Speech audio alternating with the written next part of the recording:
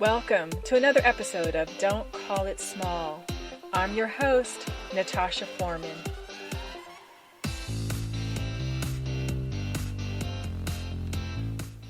If you don't know me and you have no clue what this podcast is about, let me share a bit. I'm the CEO of ForemanLLC, LLC, and Don't Call It Small is where we talk all things business, share tips and news that you can use, and highlight the people and ideas behind the products and services that we buy. To learn more about me and my company, please visit ForemanLLC.com. Now, last week, I shared 6 amazing businesses led by 6 amazing women. Can you recall them? Oh, I bet if I was dangling some money or other treats, you guys would be able to just rattle them all out. Did you follow and connect with them on social media? Did you go to their websites and sign up for their services or purchase any of their products? I hope you did. Let me give a shout out to the Vino Van LLC, Black Diamond Edible Creations, Princess Hair Pizzazz, Sisters of Today and Tomorrow, Mobile Massages by Stephanie, OctaviaWeems.com, and ThriftersParadise.store. Don't forget that the Vino Van is running a special through Groupon. Black Diamond Edible Creations is hosting a bake sale to benefit NoKidHungry.org. Princess Hair Pizzazz has a back-to-school offering of $10 off services through August 15th. Make sure that you go to their Instagram or Facebook to access the ad so you can receive the discount for that little princess in your life. Visit Sisters of Today and Tomorrow to see what events and special gatherings that they will be hosting or taking part in. Just go to sistersoftoday.org. And be sure to schedule your appointment with Stephanie for you and a loved one for solo or couples massages. Heck, turn it into a spa day with you and 3 of your closest friends. Now, those of you who, you know you need an accountability coach, visit OctaviaWeems.com. That's OctaviaWeems.com. And see if she's the right coach for you. If you want to feel like you bought something for a steal, then visit ThriftersParadise.store or visit them on social media to find your next bargain for you or a loved one. Alright, now, as promised, ladies and gentlemen, I have 4 other businesses to highlight today. I hope you brought something to take notes with. If not, no worries. This will be shared on the Foreman Associates blog and, of course, all of our social media accounts. Now, the first business will come in handy for those of you who are buying your first home, moving into a bigger home, downsizing, or you just need a brand new look. With more than 20 years of interior design experience under her belt, Designs by Shasta owner Shasta Moore has been blessing clients all over the southern region of the United States for years. She launched her company in the year 2000, and I know of countless clients who, after she worked her magic on their primary residences, they then flew her to other states to put her special touch on their secondary and vacation homes. I've spent many of days with Miss Shasta over the years as we created ideas for my own home. She is beyond talented. So if you're located in the South or you don't mind covering her travel costs, please don't delay with scheduling a consultation with Shasta Moore and Designs by Shasta. You can visit her site at designsbyshasta.com. That's designsbyshasta, SHASTA.com. You can also reach her by phone at area code 770-637-6757. That's 770-637-6757. And for those of you that just want to shoot her an email, just send an email to designsbyshasta@bellsouth.net. Now, but people, let me say this now. Don't have me over here stuttering. Don't play around, please. Only serious inquiries, please. Don't waste her time. Especially don't waste her time and tell her you heard about her from this podcast. She'll get me. All right, so the next powerhouse that I want to introduce to you is a woman that I've been mentoring since the year 2009. She's a native Georgia Peach, Georgia State University graduate, and has a heart of gold. Let me tell you a little bit about how she became a businesswoman. A businesswoman. A boss lady. In 2007, she began what she calls her life shift of working 2 to 3 part-time jobs to prosper through college. For her, this way of living left her feeling miserable. In less than 1 year of living in Atlanta, having gone through 7 part-time jobs in 1 year, LadySonya quit her part-time job as stock for Ross department store, and she decided to follow her dreams of being in the music industry. With no money saved, nothing but a Radio Shack 76-key keyboard, and 1 year of college experience at that time, she decided to start her own business of teaching piano lessons. She formed LadySonya Music Studio, and she's consulted hundreds of students to include numerous celebrity producers and artists and Grammy Award-winning producer Justice League.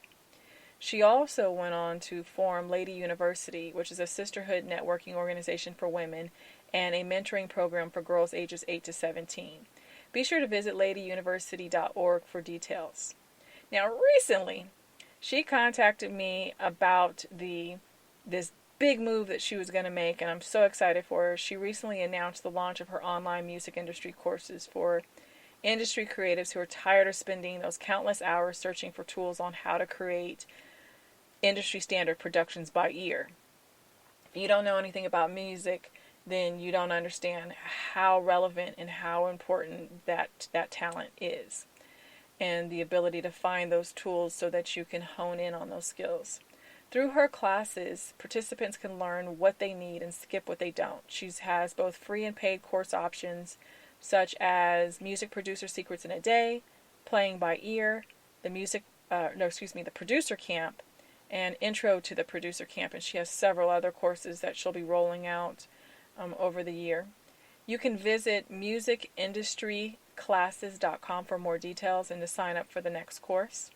You can also follow her on Instagram, Facebook, and Twitter at I am Lady, and then it's SONYA. All right, there's her handle. Now, that's 2 businesses. Let's talk about businesswoman number 3. She's a woman that I work with in the academic world. She's a college instructor with a passion for pouring her wisdom and knowledge into her students. I don't know how she can recall so many of their names, but she does. I struggle with it. I don't know how she juggles all that she does, but guess what? She does it. She teaches several business courses while managing her team of instructors. She's also decided to pursue her dreams as a realtor through Sunshine Real Estate Services in Atlanta. That's the name of the company. Check them out. Her name is Michelle Roach, and if you're looking to purchase, sell, or invest in residential real estate, then please give her a call. Her number is area code 678-879-7957. That's area code 678-879-7957. You can always send her an email at michelle.roach. That's Michelle with 2 L's, .roach at simplyownit.com. That's SIMPLIOWNIT.com. Of course, all of this information will be on our blog and social media for easy reference. Now, I'm going to stress this, very important. It's very important. You ready on what I'm about to stress? Don't call Michelle with a question that you can answer quickly by searching online. Please don't. Now, if you want to buy, sell, invest in a property and you're motivated to get this ball rolling within the next few months or so, contact Michelle. If your plans are another 5 years from now, contact her in 4 years. I'm just saying. People, real estate agents don't have time to be showing you 18,000 properties for you to say that you're not in the market for another 5 years. Don't waste their time. So I'm just stressing that. Now, last but not least, the 4th company I'm going to share with you. I'm learning more and more about them as the months go on. I've never met the CEO. Only spoke to her a few times over the phone, so I don't have a personal story to share about us being all buddy-buddy. Right? Everyone else that I've shared so far, I know them personally. But we do share 2 passions. That's tech and reinvesting in our youth. This amazing woman, wife, and mother has over 20 years of tech experience working in Fortune 50 companies. She holds an MBA and bachelor's degree in technology from the University of Melbourne and University of Singapore. Her name is Coach Barkha, and she is the CEO and co-founder of STrEM HQ. That's STREM and then HQ. The company got its start thanks to her son, Aditya, who at the time was 16 years old.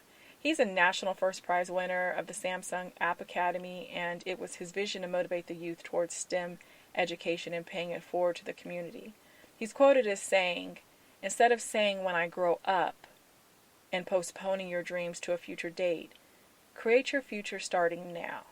Well, his idea grew into STrEM HQ. His mother took over the reins of CEO, and her son serves as the Chief Technology Officer. STrEM HQ facilitates science, technology, robotics, engineering, and multimedia education to provide students with fun and analytical challenges through critical thinking and problem solving, with a vision to, quote, reestablish education as the nation's #1 priority. And guess what, folks? That vision happens to be the vision that was laid out by her son years ago, when the company got their start. The company's website says that they're nurturing technical education in young, inquisitive minds by teaching them the latest technology and engineering concepts through hands-on learning that kids will carry with them through their lifetime. They have programs, classes, and campus activities for children ages 6 and older, and they offer summer programs, school break camps, evening and weekend classes, homeschool programs and classes, school enrichment clubs, and robotics teams. They're doing so much, and they're doing it bold. I love it. They have award-winning programs and classes led by phenomenal instructors that they refer to as coaches. So everyone is known as Coach, whatever their name is. So Coach Barkha, so on and so forth. Their coaches have education, training, and career experience in technology, engineering, computer science, interactive design, programming, product development, and math. Some earn their degrees from Georgia Tech, Harvard, University of California, North Carolina A&T, and other universities. Let me briefly highlight some of their camps and programs. Their science camp, you can learn all things science, perform fun science experiments, learn about chemical reactions, understand the physics of flight, and tons more. Their tech camp, you can learn how to make your own computer, arcade games, and artificial intelligence systems, learn to build augmented reality apps, work with machine learning and AI, start with your visual coding languages, learn in-demand coding languages like Python, Java, create professional, unique games with Unity, explore and code in the world of Minecraft. I did not know how much these youngsters love Minecraft. They love Minecraft. And then in their robotics camps and courses, they learn how to work with AI robots, Mindstorm, EV3s. What else? Oh, they learn about motors and sensors and how to work with robot programming and how to make humanoid robots. Is that not amazing? In their engineering courses and camps, the students learn how to make and fly drones in the drone zone, build and race RC cars, make self-driving cars, participate in construction challenges, and learn how to make underwater robots. Ladies and gentlemen, I have seen it in action, and it is amazing, amazing, amazing. Their multimedia design camp's also super cool. They learn how to make and take their own 3D printer and 3D modeling. They get to produce films, learn photography and graphic design, create 2D animations, and also learn how to be a drone videographer. And there's a long list of other things they get to learn in these courses and camps. So they're currently enrolling for in-school enrichment classes and evening programs. Space is very limited, folks. I mean, they fill up very fast. So make sure that you save your spot. If you're wondering where you can gain access to STrEM HQ, they have 2 locations to serve your young innovator. The first one is the STrEM HQ Academy of Innovation, which is in Marietta. The address is 519 Johnson Ferry Road, Building B as in boy, and that's Suite 300. It's right there at the Riverway Office Park. They serve Cobb and Fulton counties. Some of the cities include Marietta, Roswell, Sandy Springs, and surrounding areas. The second location is STrEM HQ Academy of Excellence, That's in Alpharetta at 5470 McGinnis Village Place. That's Suite 203. That's in the Executive Court Office Park. They serve Fulton, Forsyth, Gwinnett counties, and some of the cities, in case you're wondering, happen to be Alpharetta, Cumming, Milton, Roswell, Norcross, Duluth, Sewanee, and the surrounding areas. You can also meet them at Cobb, Alpharetta, Cumming, and Buckhead schools. So they're in various schools in those areas. So visit STrEMHQ.com. That's STREM HQ.com, or call 508 area code 507-8736. That's area code 508-507-8736 to sign your child's school or program up, or to serve as one of their community partners. Now, let's switch over to business news and lessons that you can use. You ready? Oh my goodness. There's this quote that I have to share with you. It's from George Littenberg, and it's about managing change. He's quoted as saying, "I cannot say whether things will get better if we change. What I can say is that they must change if they are to get better." Whoa. So let's talk about change. If you recall from episode 6, I said we would put a pin into the Bed Bath & Beyond news from last week. If you don't know the latest with Bed Bath & Beyond, let me quickly share.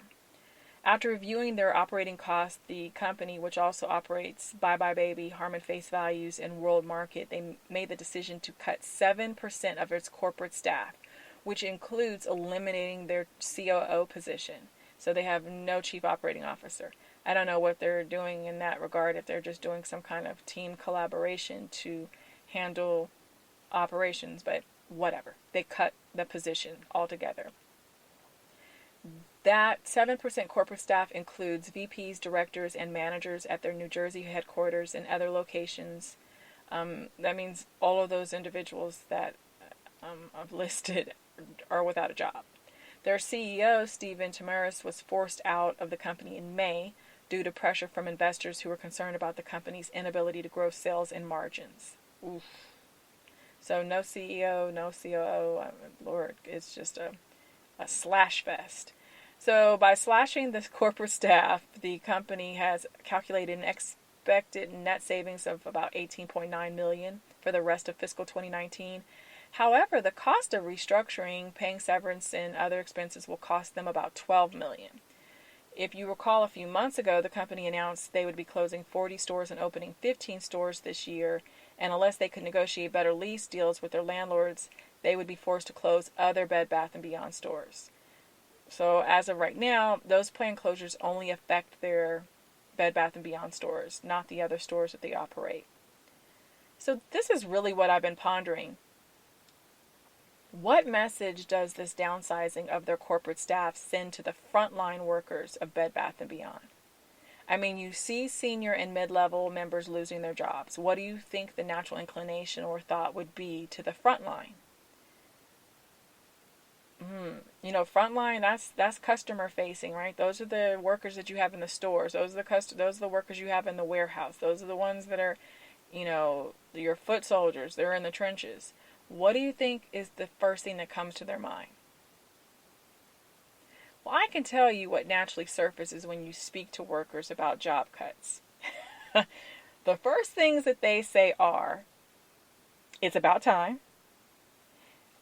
Maybe now they can reinvest in us, our wages and benefits. And then the third thing you always hear is, how does this impact us? And it's interesting that employees are more apt to accept change when they see it first take place at the top. If jobs are to be cut, if there's going to be a freeze on wages or benefits, the front line reacts better when they see cuts and freezes happening at the levels above them first. If by chance they too have to lose their jobs, they don't think they were being cut to spare the big wigs on top. You get it? When you see folks at top and the middle lose their jobs, you feel a little bit better.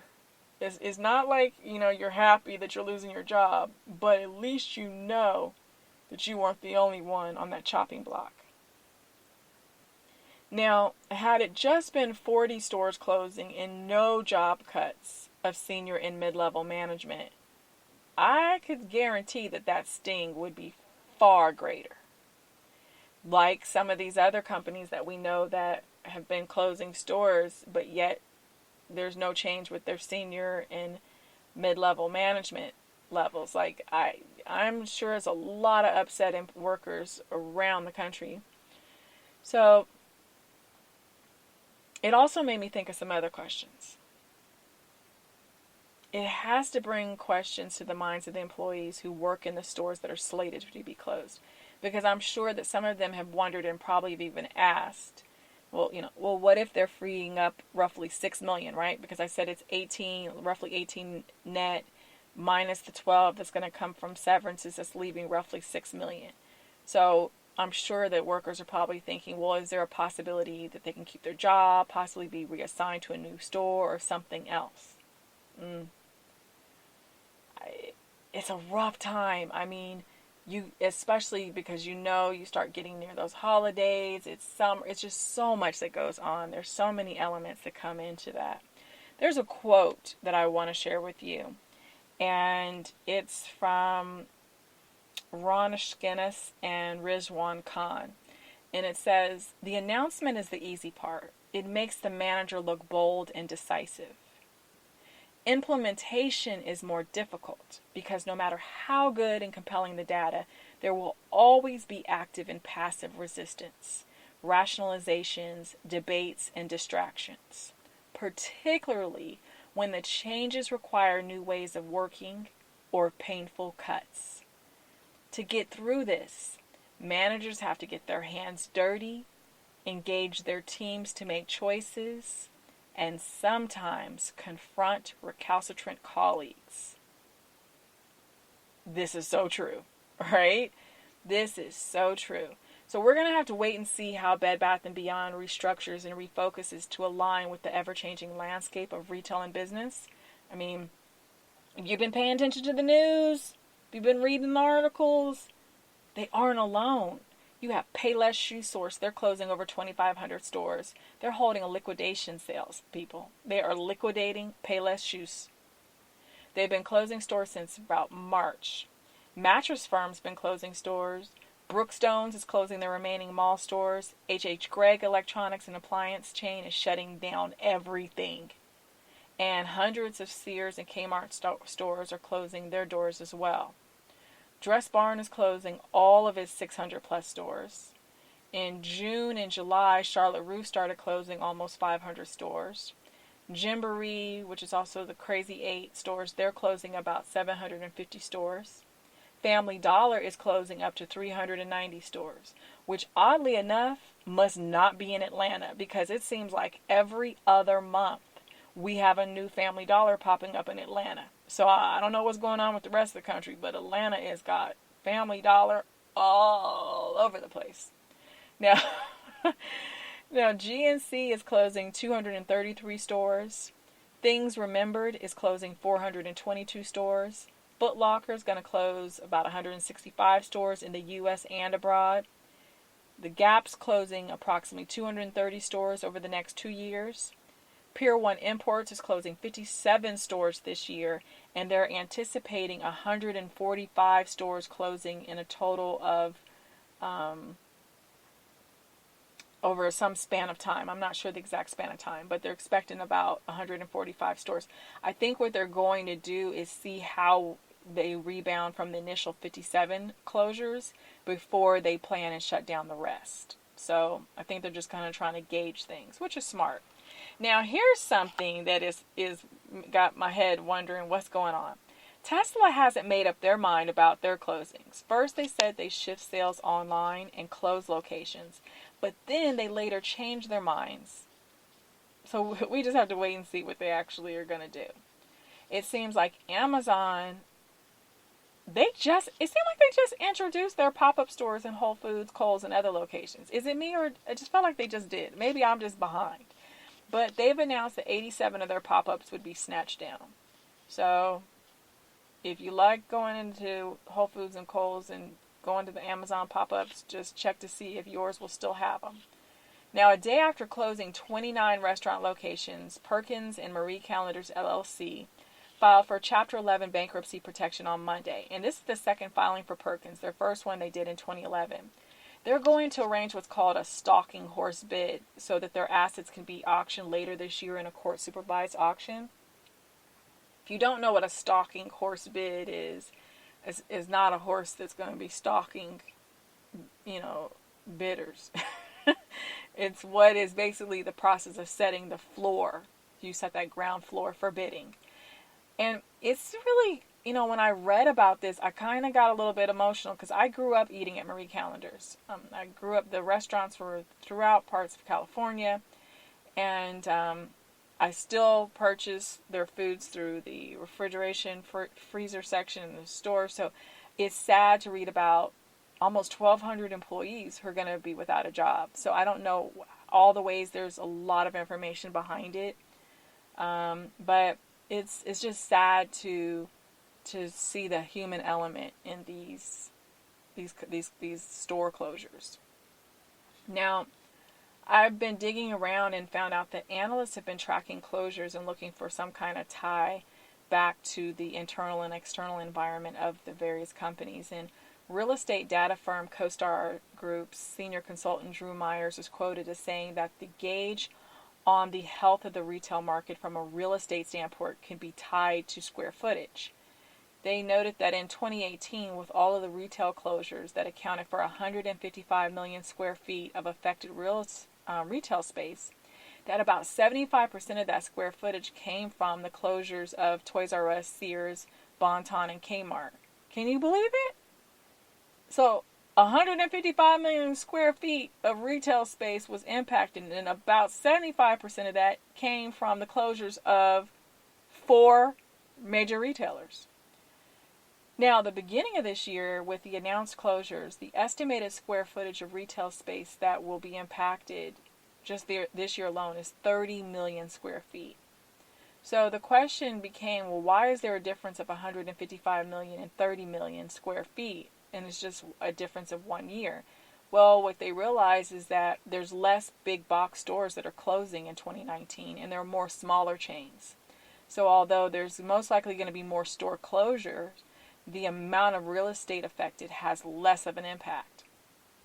And the crazy thing is, I was talking earlier about this, and it really bothered me because what came to mind is that you have retailers who aren't changing, right, to deal with the times and deal with technology and deal with the mindset of the consumer. And then you have the landlords who own these buildings who will not budge off of the rental, the cost to rent, right? They're not willing to budge off of that. The way they look at it is, hey, your Toys R Us, your Kmart, your Sears, you can afford this high rent. But the problem is, like with Macy's, when they're shutting down a lot of locations, and you have Sears, what other big retailer do you think is going to come in and fill that big space? The answer is most likely no one. So then landlord dum-dum, you're stuck with space that you still have to cover the nut on. You still have to pay for that every single month, regardless if someone's there or not. Like, it makes no sense. So that's one thing that comes to mind. I mean, what are some other common sense approaches that you could take if you had the opportunity to share your thoughts and opinions with the senior leaders of these and other companies? I mean, when we look at these retailers that are having to close their doors, they're having to leave these locations and just let go of their teams, let go of hundreds and thousands of employees. Is there something that they could do? Is there a way to shrink their space and reach their customer base in a different, more innovative way? Is there an alliance that they haven't considered with another company? I mean, is it possible to reduce overhead by restructuring corporate jobs to work remotely, which would then allow headquarters and satellite locations to reduce the square footage that they use in that space, which would free up money to be reinvested elsewhere, like maybe their retail space rentals, maybe into their workers. I don't know. Maybe it's necessary to start cutting the fat at the top and middle of your company, or significantly restructuring their salaries. So, we see Bed Bath & Beyond, they're like, hey, let's start cutting that fat up top. Maybe you start there and work your way down. I mean, if people are coming into your brick and mortar retail space less and less, have you asked them why? Are they finding similar products from your competitors for less? Are they more inclined to shop online, yet your store doesn't offer online shopping, or your technology absolutely sucks? And you guys know, you've seen some retailers where their websites, to be able to purchase products, it is painful. So with that, we're turned off by it and we go elsewhere. Maybe your prices are too high. I mean, there's so many different things to think about. And if you're not asking those questions, then you'll never have the answers. I mean, it could be that your inventory is dull, does not align with the culture of the area where your store is located. You don't know how many times I've walked into a retail store and scoffed at the items that were available in that store in comparison to some of the other locations. And I knew the buyer from the store, was stocking what they personally liked or what they thought shoppers wanted, instead of looking at the demographics of the shoppers. There's this one retailer, I won't say their name, but the buyer for that store had clothing, shoes, and accessories that clearly catered to baby boomers. But when you looked around the store, no matter how many times I came into the store, the majority of the customers were Gen X, right? They were Gen X. They were, some were even Gen Y, but most of them were not baby boomers. And lo and behold, their inventory would die on the shelves, prices being slashed over and over and over, yet no buyers. So how long do you think your store can withstand that type of inventory goof up? I mean, it goes back to know your target audience. Know your market. Don't just push what you want and think someone, wants, or you think they're going to buy it. You better know what those buyers want, need, and what they could possibly want and need. You want customers to react like Pavlov's dog when they hear your name. They just are salivating, waiting to get at you. If you have a business, look at what you're selling. Are folks buying it? Are your products flying off the shelves? Are your online sales hard to keep up with? Do you have too many service requests to fulfill? If the answer is no, then you need to ask why. And that doesn't mean ask your mother, because all she's going to say is, baby, they just don't know how special you are and how great your company is. Nah, wrong source. And let me tell you this, your bestie, your little best friend, may also not be the right person to turn to. Just because you both love those neon crystal encrusted flashing eyeglasses does not mean the masses want those things. Y'all two birds can flock together, but you need someone outside of your flock. Go to someone who doesn't lose or gain by telling you the truth. You want the truth. Even if it hurts your precious little ego, you need the truth. Not receiving the truth, embracing it, and trying to redirect with a new strategy are the reasons that companies fail. They fall, they fail, they get buried. People say, who? Oh yeah, I remember them. So here's something interesting about these retail closures. Remember, last year Toys R Us closed up shop. Remember that? You guys were frantic. Well, if you ever read any of my blog posts or had a conversation with me about their store closures, I always raised my eyebrows at their so-called liquidation. I was suspicious as to why the retailer was never lowering prices on most of the inventory by more than 50%. So many items still remain closely priced to their initial sales price, and I found myself speculating that Toys R Us was merely restructuring, cutting back on some of the load, and would come back newly packaged. Well, what do you know? Guess who's coming back under a new name and with a smaller footprint? Boom. Yeah. Bloomberg reported a couple months ago that a new e-commerce site in roughly 12 stores would open right before we spring into the holiday shopping frenzy. The former global chief merchandising officer for Toys R Us is now the president and CEO of, guess what?